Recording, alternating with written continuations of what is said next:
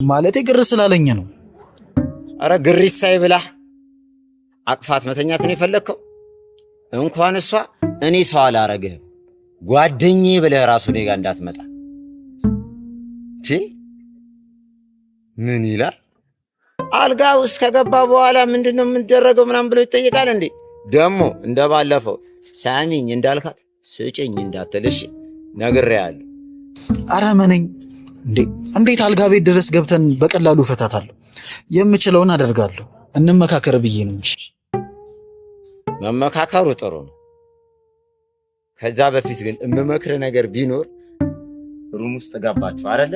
አልጋ ቤት ከገባችሁ በኋላ ግላስ ወይንን ታዛለ። ወይንን ካዘዝክ በኋላ አይኗን ታያታለ። ደቅ ብለህ የፍቅር ትዕይንቶችን ታሳያታለህ። ከንፈርሽን መጠጥ ታረጊያለሽ። አይኗን ታያታለ። አንገቷን ጠረኗ ምናምን ጠጋ እያልሽ ሽቷን ማግ ታረጋለ። በዛው ብራዘሬ። እሺ